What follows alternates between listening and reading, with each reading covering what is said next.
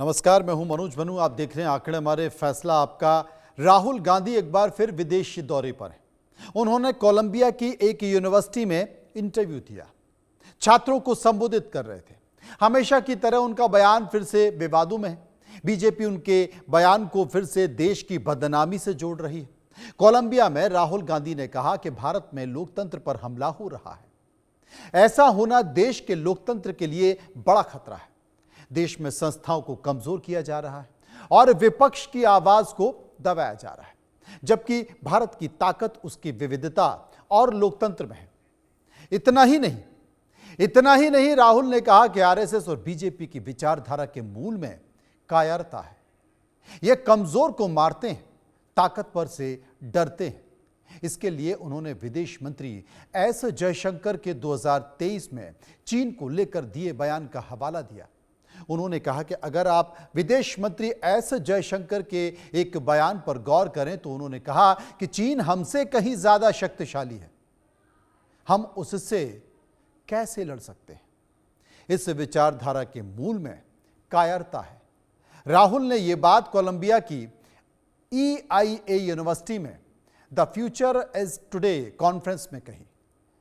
अब बीजेपी सांसद रविशंकर प्रसाद ने राहुल गांधी पर पलटवार करते हुए कहा कि कोई व्यक्ति देश के विकास, बीजेपी, प्रधानमंत्री मोदी को सबसे ज्यादा आजादी से गाली देता है तो वो है राहुल गांधी। इसलिए उन्हें देश के खिलाफ बोलने का कोई अधिकार नहीं है।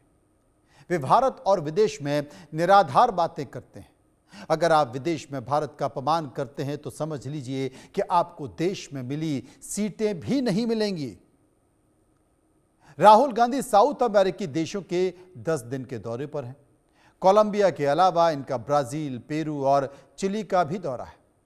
आगे क्या बयान सामने आएंगे और उस पर बीजेपी की क्या प्रतिक्रिया होगी, ये देखने वाली बात है। लेकिन फिलहाल बैठे बिठाए राहुल गांधी ने एक बार फिर से बीजेपी को मुद्दा दे दिया और बीजेपी राहुल गांधी के बयानों को लेकर विदेश की सरजमी पर देश के लोकतंत्र के सवाल उठाने को लेकर हमलावर है। आपको बता दें कि इस मामले को लेकर बीजेपी अब कई सारे आरोप भी लगा रही है। उन तमाम बातों का जिक्र करेंगे। मेरे साथ कुछ मेहमान होंगे, उस पर हम चर्चा करेंगे। लेकिन पहले फिलहाल एक रिपोर्ट।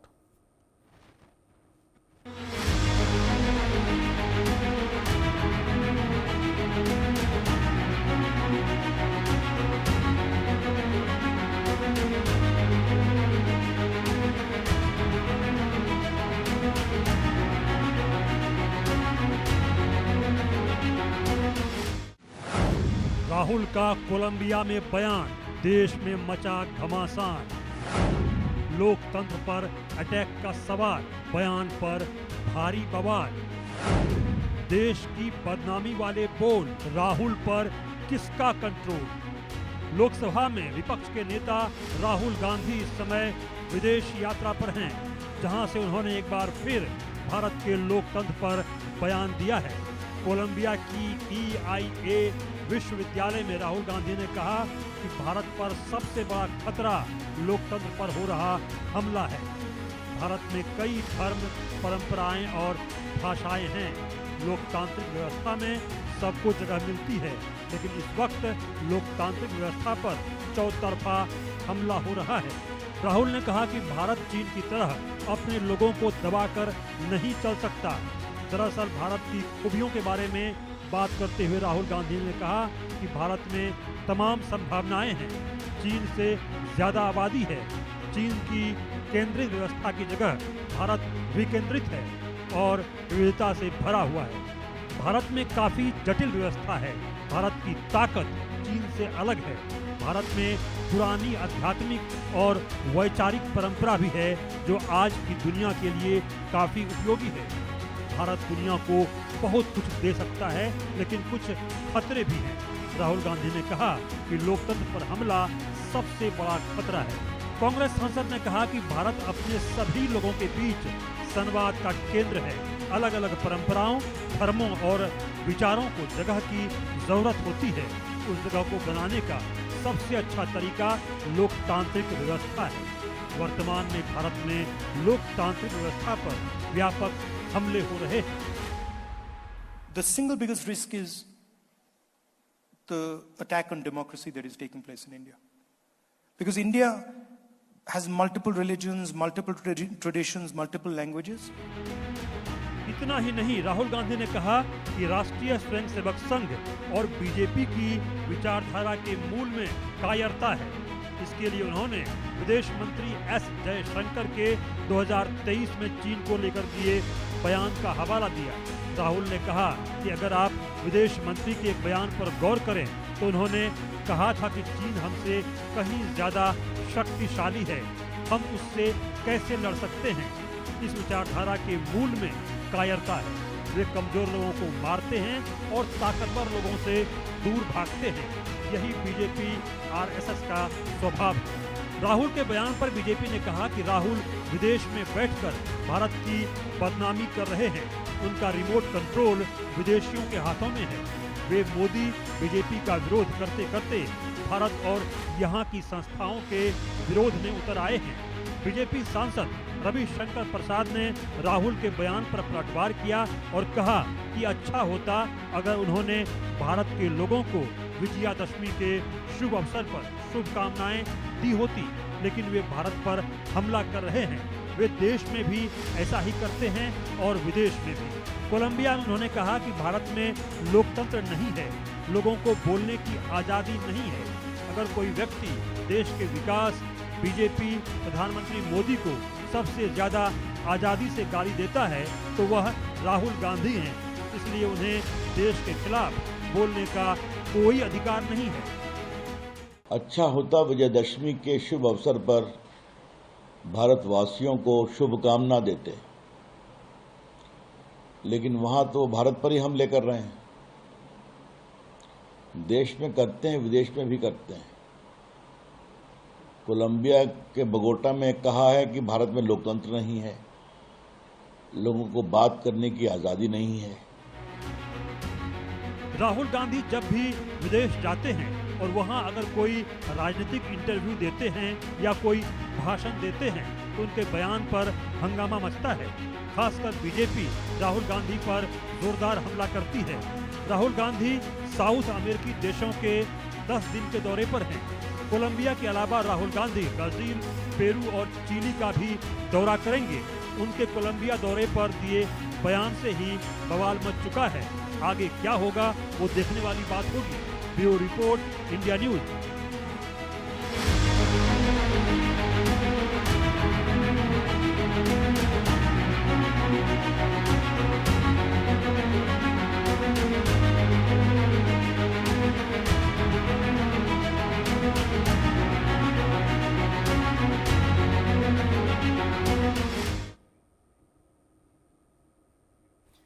इसी खबर पर विस्तार से चर्चा करते हैं, समझने की कोशिश करेंगे। मेरे साथ मौजूद हैं बीजेपी नेता सूर्य प्रकाश मैथिल और कांग्रेस के नेता प्रवक्ता डॉक्टर विवेक कोडे।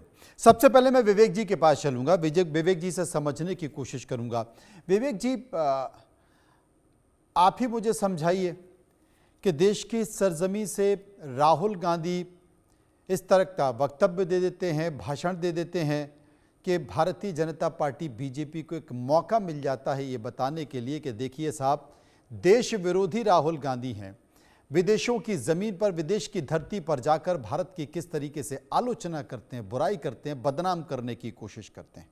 मेरा यह भी मानना है कि कोई भी नेता देश के बाहर जा सकता है, वो उससे अगर कोई सवाल पूछा जाएगा तो भावनाओं को व्यक्त किया जाएगा। लेकिन जब आप मान ही रहे हैं कि विदेश की ज़मीन से भारत के लोकतंत्र पर हमले की बात होगी तो बीजेपी भी फिर जमकर हमला करेगी, आप झेल पाएंगे? बीजेपी ने आज तक दूसरा क्या काम किया है? विध्वंस के सिवा बीजेपी के पास कोई एजेंडा है क्या? ये बात कर रहे हैं कि भारत की बदनामी हो रही है। जब मोदी जी विदेश में जाते थे और ये कहते थे कि भारत में तो 2014 तक कुछ भी नहीं था, बस एक रेलवे स्टेशन था और एक चाय बेचने वाला लड़का था, वो मैं, तब भारत की बदनामी नहीं होती।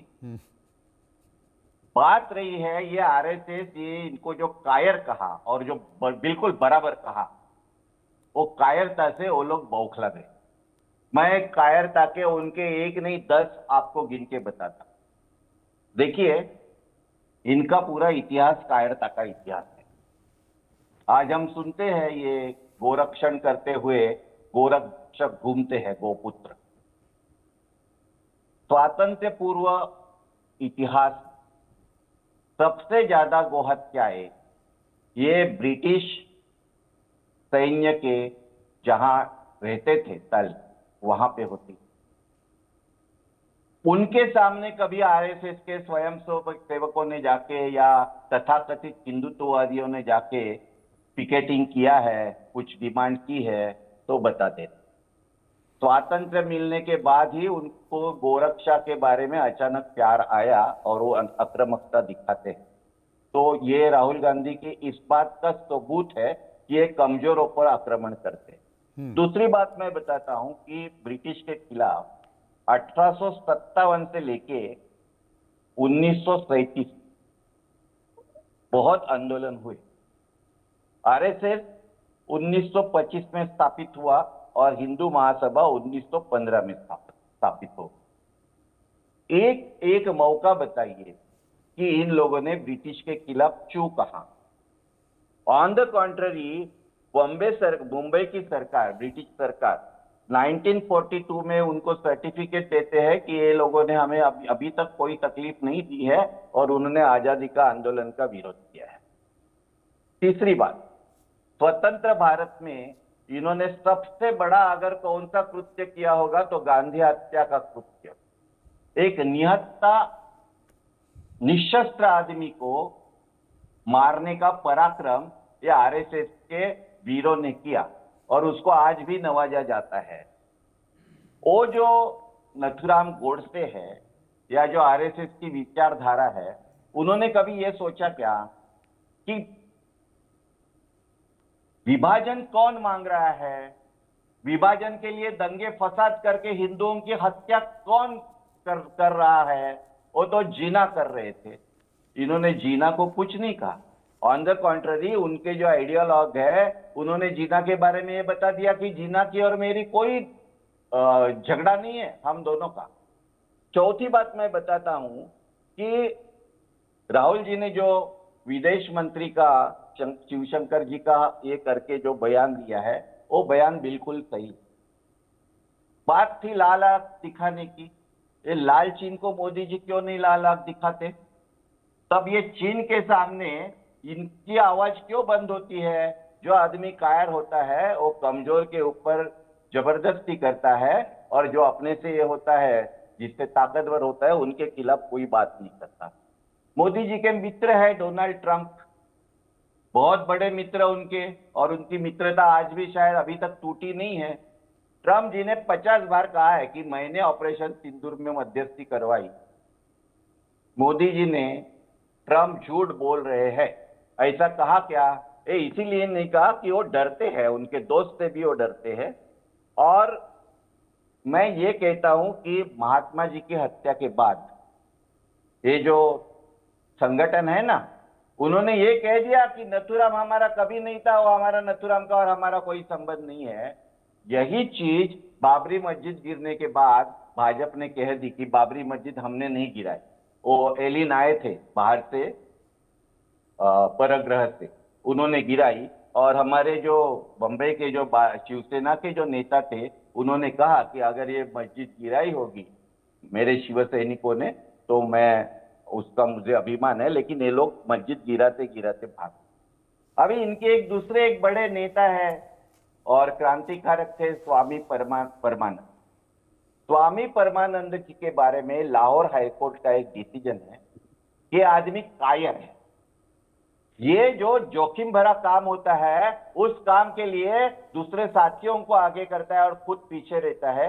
ये लाहौर हाईकोर्ट का इसके बारे में जजमेंट है, उसमें उन्होंने कहा है। इमरजेंसी में देवराज जी ने इंदिरा जी को चिट्ठी लिखी, अरे आप तो हमारा ही काम कर रहे थे, हमको तो आपने जेल में डाल दिया, नहीं तो हम आपके 20 पॉइंट जो प्रोग्राम है उसको हमारा समर्थन है।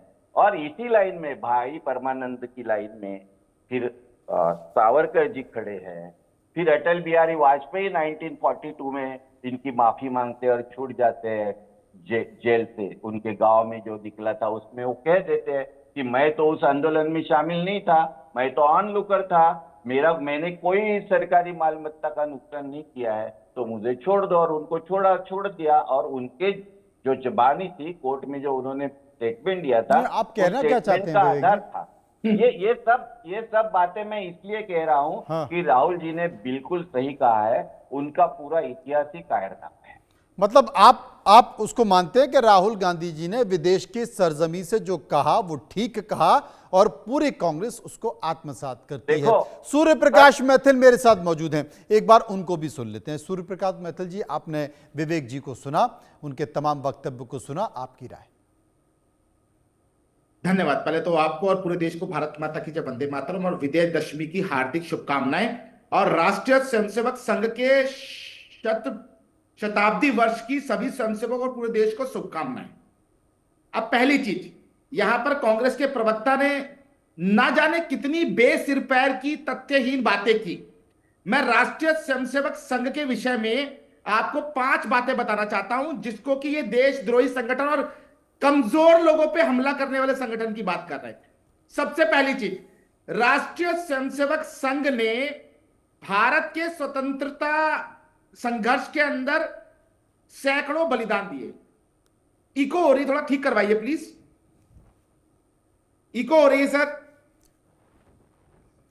उसको कर रहे हैं, जब तक आप बोलते रहिए। आपको थोड़ा सा ईपी जी। अपने बाहर निकाल दीजिए जब तक वो ठीक कर रहे हैं। हाँ, बोलते रहिए। जी, बालाजी रायपुरकर, मैं एक नाम ले रहा हूं। स्वतंत्रता संग्राम में वो स्वयंसेवक, पहला स्वयंसेवक था जिसने अपनी छाती पे गोली खाई थी। उसके अलावा चाहे वो श्रद्धेय आपका मैं कहूं डॉक्टर हेडगेवार साहब हो, उन्होंने अवज्ञा आंदोलन में और अंग्रेजों भारत छोड़ो आंदोलन में और ना जाने कितने आंदोलनों में उन्होंने लाठियां खाई, जेल गए। इन्होंने स्वतंत्र वीर सावरकर के विषय में भी बात की। तो मैं आपको बता देना चाहता हूं कि 30 वर्ष का उन्होंने कठोर कारावास झेला और भारतीय स्वतंत्रता संग्राम में पहले और अंतिम व्यक्ति वो थे जिनको अंग्रेजों ने 2 जन्म का कारावास दिया था। इनकी नॉलेज के लिए मैं बता दूं, महाराष्ट्र से आती है, मेरे को शर्म आती है, मराठा भूमि से ये आते हैं और ये स्वतंत्र वीर सावरकर का अपमान कर रहे हैं। अब हम आ जाते हैं आरएसएस के और योगदान पे, जो कि स्वतंत्रता के बाद का है। तो ये जो कमजोर की बात कर रहे हैं ना, मैं इनको याद दिला देना चाहता हूं, 1962 के युद्ध में भारतीय सेना को अग्रिम मोर्चों पर सहायता पहुंचाने के लिए, रसद पहुंचाने के लिए, देश के आंतरिक व्यवस्था को संभलवाने के लिए, दिल्ली की पूरी यातायात व्यवस्था को संभालने के लिए, भारत के अंदर अन्य अन्य राज्यों के अंदर पुलिस के संग कंधा मिलाकर देश की आंतरिक व्यवस्था को कंट्रोल करने के लिए राष्ट्रीय स्वयंसेवक संघ की इन्हीं के पूर्व प्रधानमंत्री 20 सेकंड हाँ, जवाहरलाल नेहरू जी ने प्रशंसा की थी और उनको बुलाया था कि आप आइए 1963 की गणतंत्रता दिवस परेड में और भारतीय सेना के संग कदमताल कीजिए। अब मैं आ जाता हूं राहुल गांधी जी के बयानों के ऊपर।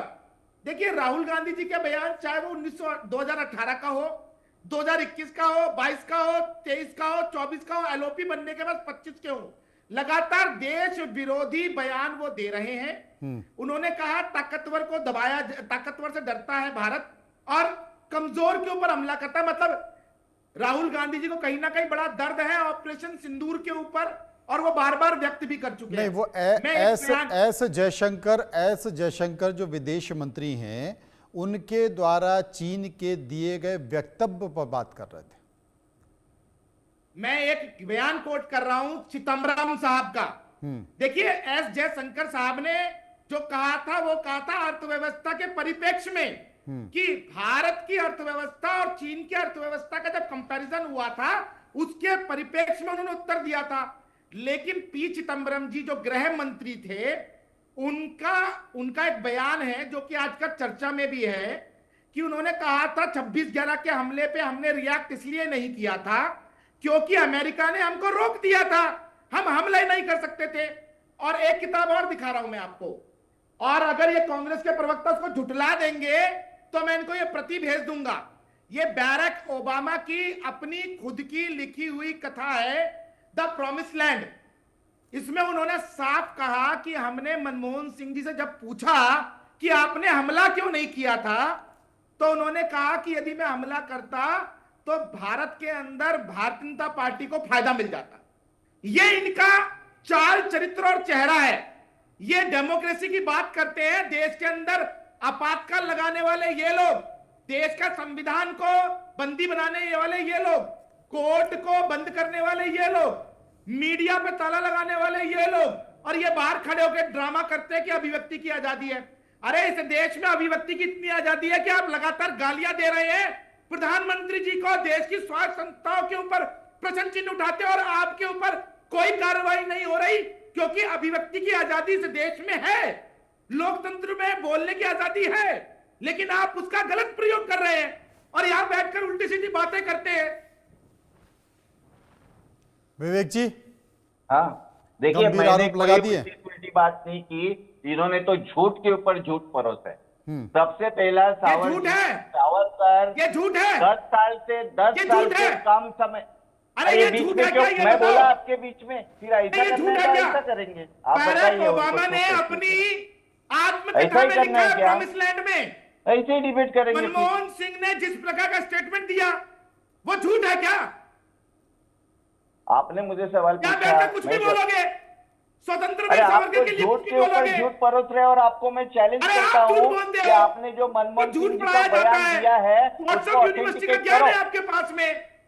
इस देश पे कितना आपातकाल झूठ किसने परोस रहे लगाया? हो आप? आपातकाल देखिए, किसने लगाया ये बताइए, किसने लगाया आपातकाल? बताओ।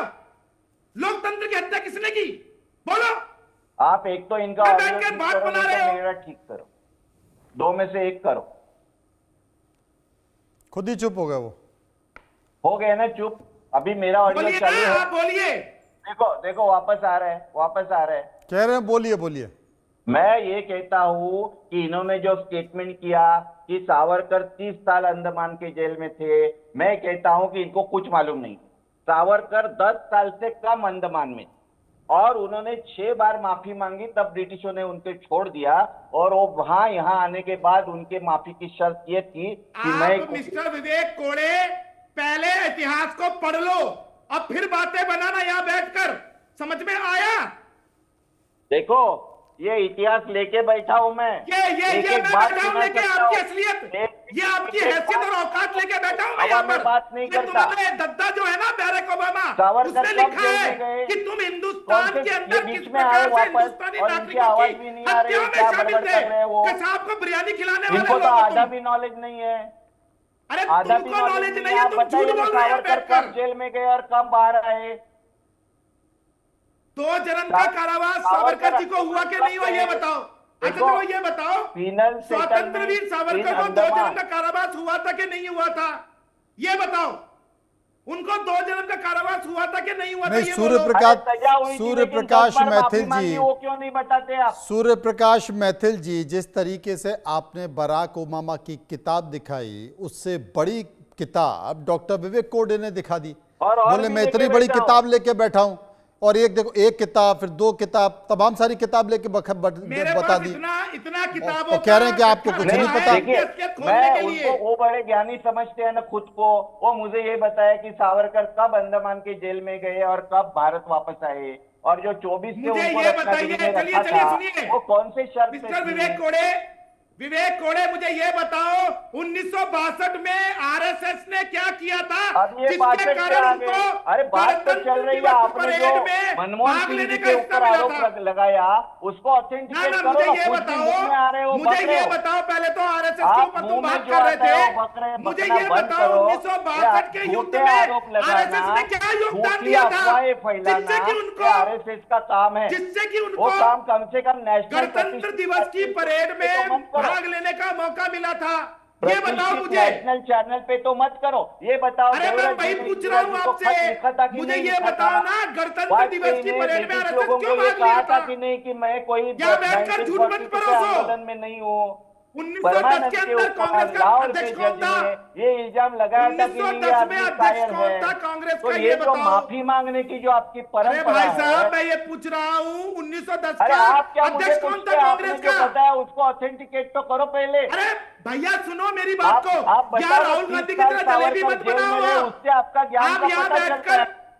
यहाँ आप पर आरएसएस क्यों मैं बात कर रहा हूँ मैं उसका आपसे? आप जो बात आरएसएस का कर रहे हो, बताओ। उसको लग रहा है अरे आप राष्ट्रीय हमें बोलते हैं, स्वयं हम सेवक संघ का पढ़ाई नहीं बताओ। करते। एक आप थोड़ा देशभक्त बुक संगठन है पढ़ के आओ आरएसएस। ना। विवेक जी, देश के लिए विवेक जी, जिए विवेक और जी, मरे हैं।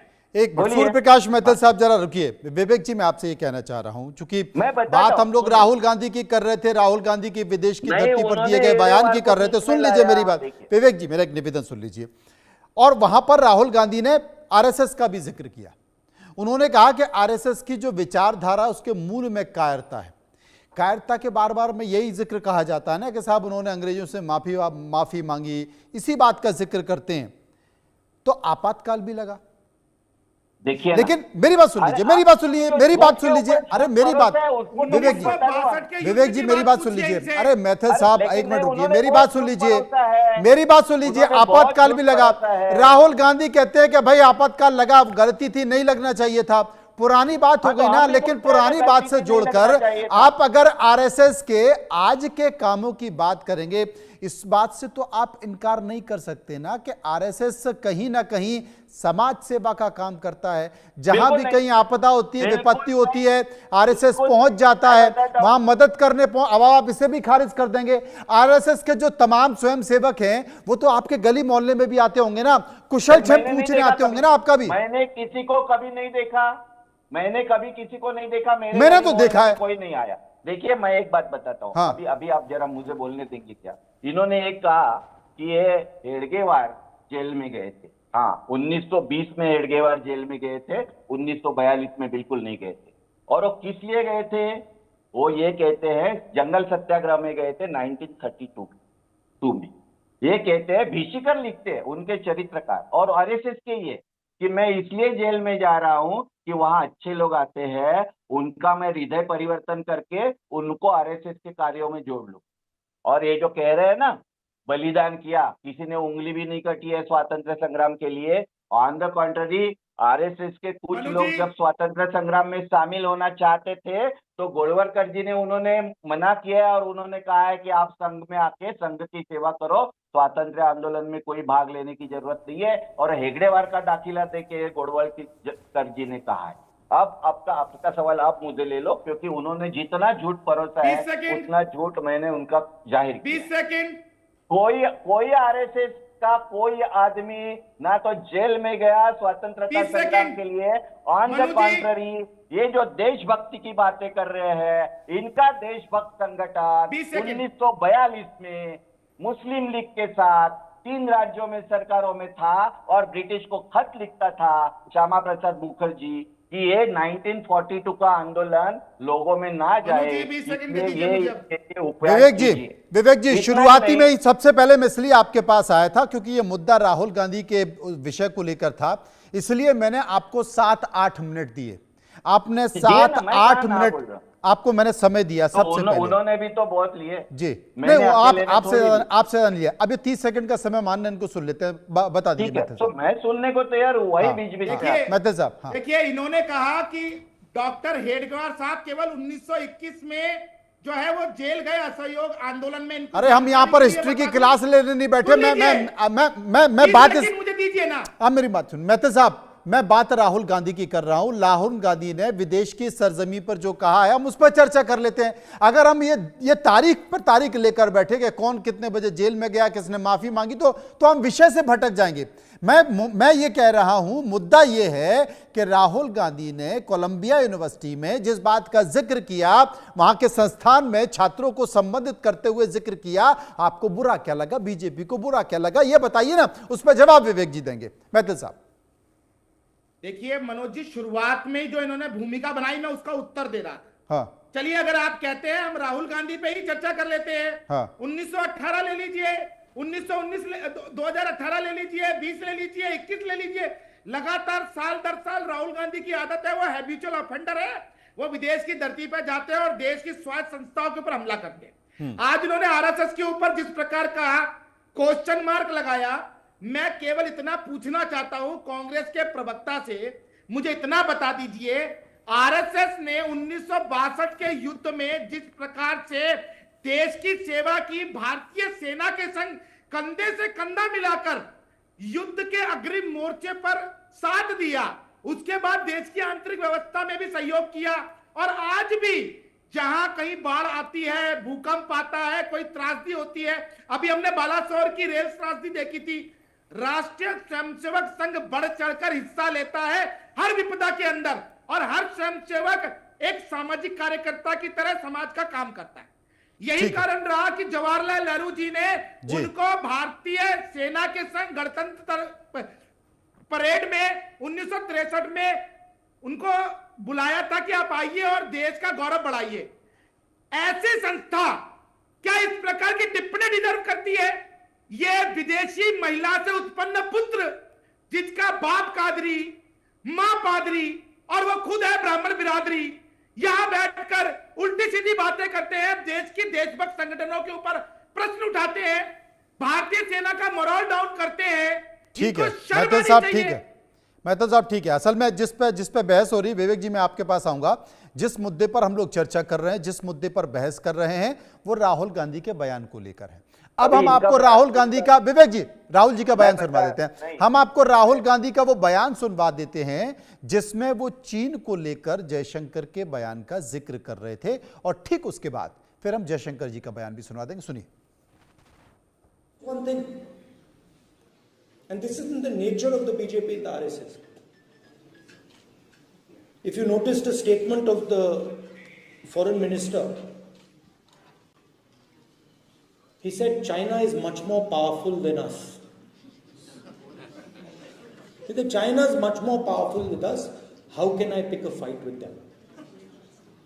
मतलब at the heart of the ideology is cowardice. अगर वो मुझसे कमजोर है, अगर वो मुझसे कमजोर है, तो मैं अपने 5-10 मित्रों के साथ उसको पीट दूंगा। मगर अगर वो आरएसएस वालों से तगड़ा है तो भी भाग जाते हैं। एक तो हम दो ही देश हैं जिनकी आबादी जो है बिलियन लोगों से ज्यादा है। ये भी है कि हम दोनों बहुत पुरानी सिविलाइजेशन है, और एक समय था जहां we would economically dominate the world. उसके बाद वेस्टर्न पावर्स आए, तो ठीक है, we went through 200 years of difficulty, but today China and India definitely आज वो नंबर 2 इकोनॉमी बन चुके हैं। हम 5वें में हैं, हम अगले 2-3 साल में 3रे में पाएंगे।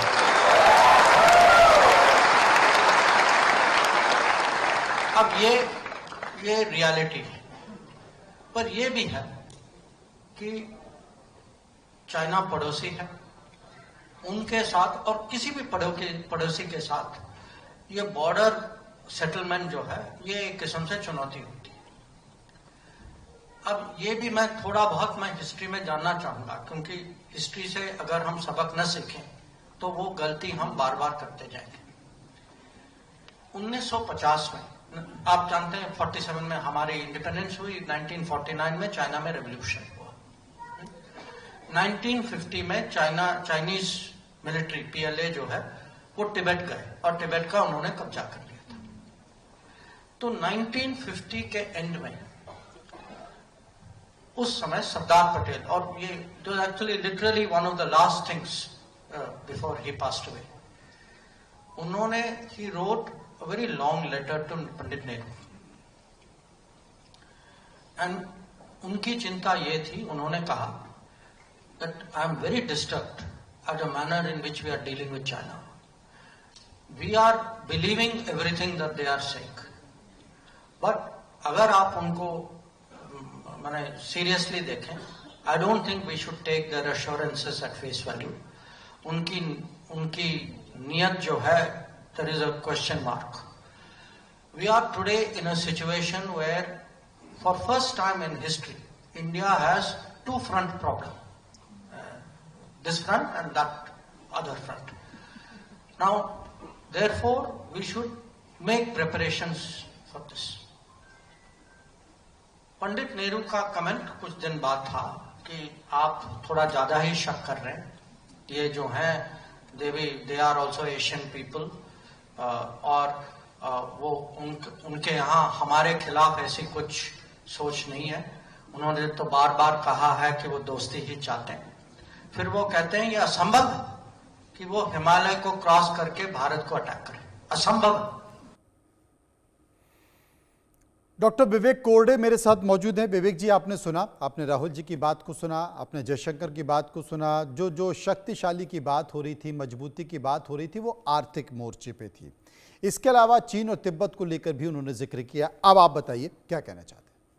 नहीं, देखो, मैं पहली एक बात कहना चाहता हूँ कि जिस तरीके का वक्तव्य बीजेपी के मान्यवर प्रवक्ता ने किया और उन्होंने किसी के जन्म, किसी के माँ बाप के बारे में किया, ये पूर्ण निषेधार्ह है और ये विकृत मानसिकता आरएसएस की। दूसरी बात मैं ये कह रहा हूँ कि इन्होंने जो हेडगेवार जेल में गए थे कहा, हाँ हेडगेवार जेल में गए थे, वो मैंने भी कहा कि 21 में वो जेल में गए थे, तब आरएसएस स्थापन नहीं हुआ था। 1942 में भी गए थे, खिलाफत आंदोलन में भी गए थे, नमक आंदोलन में भी गए थे, बिल्कुल अवज्ञा आंदोलन में भी गए थे।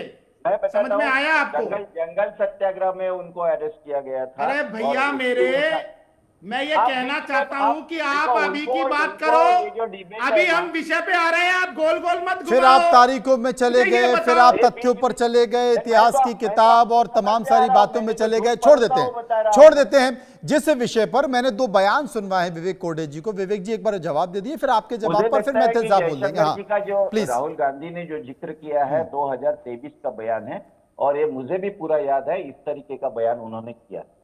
अभी जो बयान दिखाया वो अप्रैल 24 का बयान आपने दिखाया, लेकिन राहुल जी ने 2023 के बयान का जिक्र किया था। और हमारे मोदी जी ने भी चीन को क्लीन चिट दिया है ना कोई अंदर घुसा है, ना कोई अंदर बाहर गया है। और हमारे जो मिलिट्री के जो ऑफिशियल्स है, जो टॉप ऑफिसर्स है, वो जो बात कर रहे हैं, जो सीमा रेखा की बात कर रहे हैं, वो ऐसे टाइम पास के लिए बात कर रहे हैं। तो ये जो लोग हैं, ये लोग झूठ परोसने वाले लोग हैं। मोदी जी का जो हर फ्रंट पर जो अपयश है, और पर्टिकुलरली परराष्ट्र नीति जो पूर्णतया फेल हो चुकी है, उसके वजह से राहुल गांधी के सच बयान को भी अलग तरीके से लोगों के सामने रखा जाता है, और उनके प्रवक्ता जो मन में आए वो बकते हैं। फिर उनके माँ कौन थी, उनका बाप कौन था, ये सब आरएसएस की विचारधारा है। मैं राजेंद्र प्रसाद जी ने आरएसएस के बारे में क्या कहा था और ये कितने देश सेवा करने वाले लोग हैं, उन्होंने सीधा लिखा था कि आरएसएस एक महाराष्ट्रियन ब्राह्मण लोगों का संगठन है, और ब्रिटिश निर्गमन के बाद उनके मन में पेशवा राज वापस लाने की मंशा है।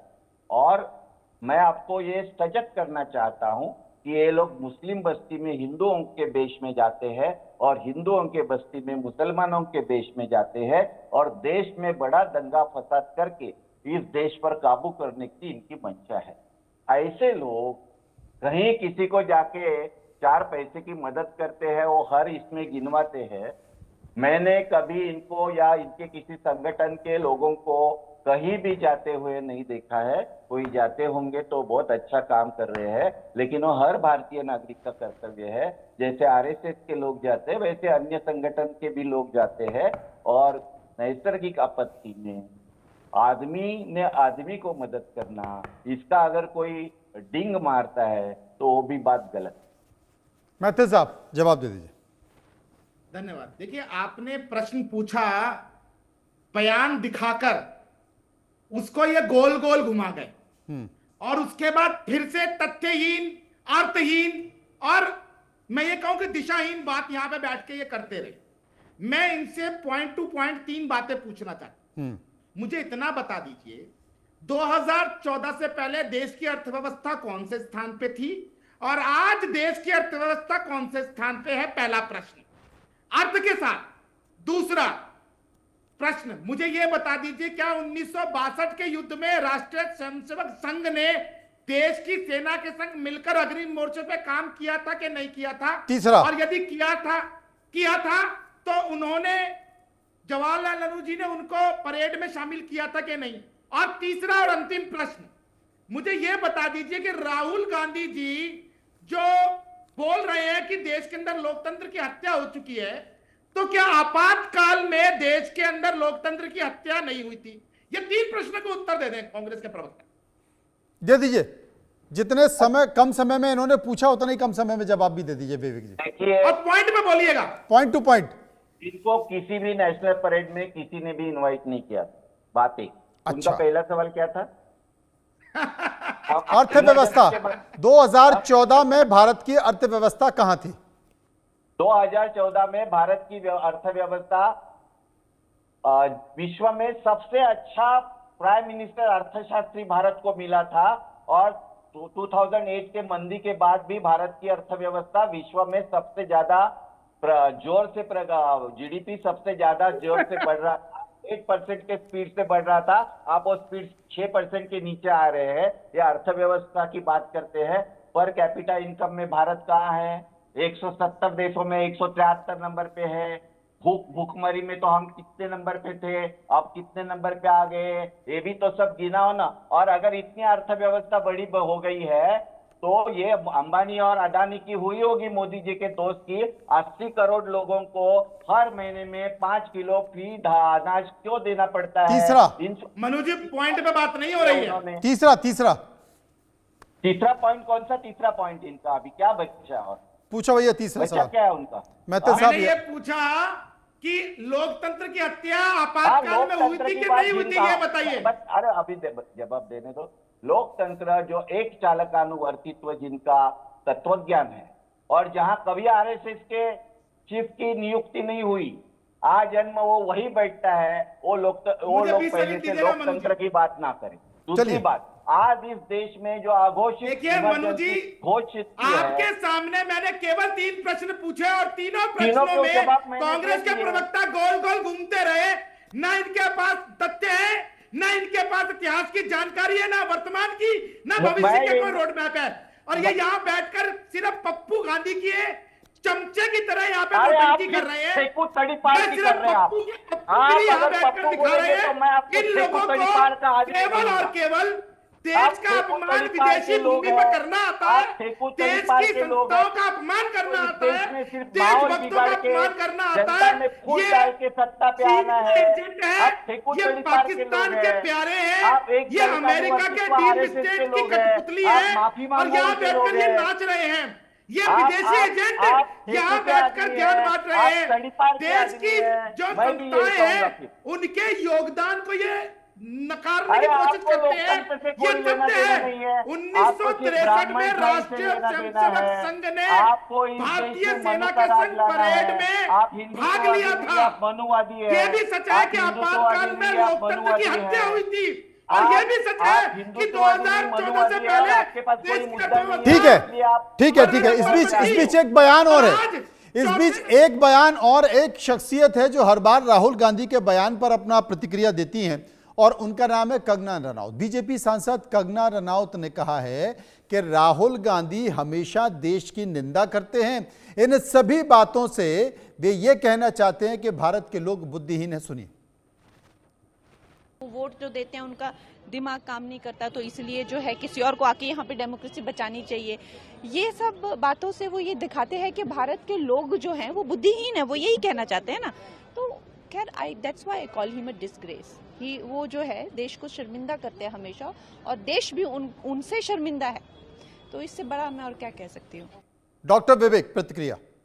इन्होंने 2014 में भारत स्वतंत्र हुआ और भारत का स्वातंत्र्य लोन में मिला, ऐसा कहा। उनकी बुद्धि की कितनी तारीफ की उतनी कम है। मैं ये कहता हूँ कि जब मोदी जी बाहर जाते हैं और ये कहते हैं कि क्या हमारे लोग कहते थे क्या था ये देश, यहाँ कुछ नहीं था, तब भारत की बदनामी नहीं होती। मैथिल साहब, डॉक्टर विवेक का कहना है कि मोदी जी कहते तो हम भी कहेंगे। अब इसमें क्या बड़ा है? पहली चीज नहीं। पहली चीज नरेंद्र मोदी जी भाई पहले मोदी जी आलोचना करते थे, अब राहुल गांधी आलोचना कर रहे हैं। इसमें बड़ा विषय क्या है? 14 के पहले इस देश देखिए, में कुछ 2 चीजें हैं यहाँ पर मनोज जी। जो इंडिया का 2G, 3G, जीजा जी, कॉल जी करने वाले लोगों का आलोचना होनी चाहिए। भारतीय सेना की तो ये देखो इंडिया कैसा चल रहा सशक्तिकरण है। ना होने दे, भारतीय सेना राफेल का के सबसे मुद्दे पे बड़ा कहे कि अपमान तो हमारे मोदी पास जी ने पैसा ही नहीं है, तो भारतीय ऐसे सेना लोगों की का आलोचना होनी सबसे चाहिए बड़ा थी। मोदी जी ने देश की किया है। अर्थव्यवस्था को जंक में डालने वाले लोग, देश की अर्थव्यवस्था को अरे देश की दीमक की तरह अर्थव्यवस्था को हम चाटने ऊपर वाले लेके आए लोग थे। यहाँ बैठकर आपके ज्ञान बांट कपड़े रहे फुगा हैं। फुगा कर बोल रहे हैं। राहुल गांधी और केवल और अडानी केवल अंबानी की देश के नाम पे धब्बा है, जिनके देश के दादा नाम पे कादरी, तड़ीपार और अम्मा फेंको पादरी धब्बा है। और वो खुद कहते हैं ब्राह्मण देश बिरादरी, के नाम पर ये तड़ीपार केवल और फेंको केवल धब्बा खिचड़ी है। के पुत्र हैं। और ये पप्पू गांधी जो है पप्पूगिरी चलाते हैं, विदेश और में ये जाके तड़ीपार भारत की जो नाक है कटवाते और ये हैं, जो फेंकू है भारत वो की अडानी नाक अंबानी कटवाते हैं के पप्पू दलाल गांधी हैं। जाके। ये चलिए, अडानी मुझे लगता है कि पप्पू भाषा का गांधी स्तर इसलिए बहुत पप्पू दूसरी कहा तरफ चला जाता गया, है। इसलिए इस विषय को यहीं खत्म करते हैं। बहुत बहुत शुक्रिया करेंगे मैथिल साहब को, शुक्रिया करेंगे डॉक्टर विवेक का, जो विस्तार से मेरे साथ चर्चा कर रहे थे। बात वही